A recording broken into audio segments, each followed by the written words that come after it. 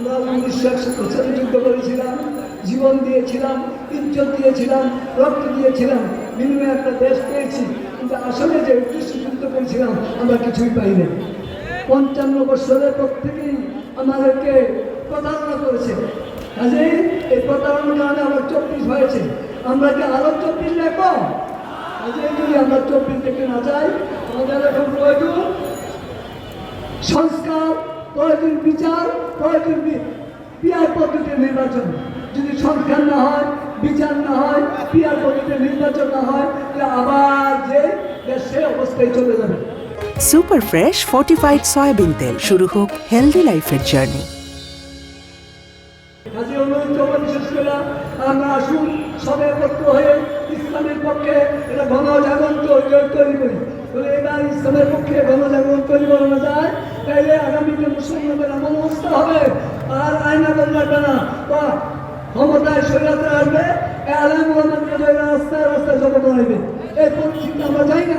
আমরা যুদ্ধ করে নাই জাতিসংঘের অফিস দেওয়ার জন্য, তীব্র প্রতিবাদ চিৎকার জানাই জাতিসংঘের অফিস কর্মীদের বন্ধ সরকারের জন্য।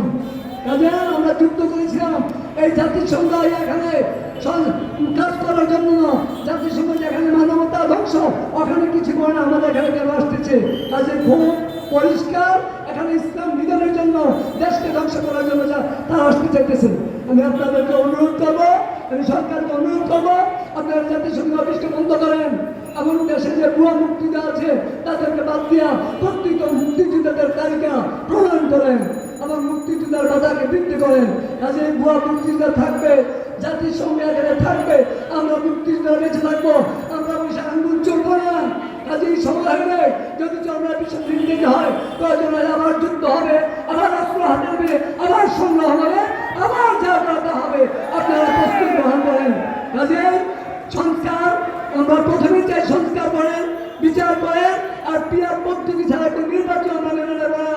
কাজেই যারা পিয়ার পদ্ধতি চায় না, তারা চায় আগের মতো লুটপাট সন্ত্রাসী করার জন্য। আমরা এই পদ্ধতিতে যেতে যেতে চাই না। আমি সরকারকে অনুরোধ করবো, আপনাদেরকে আমরা অনেক ভালোবেসে ক্ষমতা বসিয়েছি। কাজে আপনারা যদি দেশের পক্ষে, ইসলামের পক্ষে না থাকেন, দেশের বিপক্ষে যান, ইসলামের বিপক্ষে যান, তাইলে কিন্তু প্রয়োজন হলে হাসিনার মতো আপনার দেশ থেকে যাইতে হতে পারে।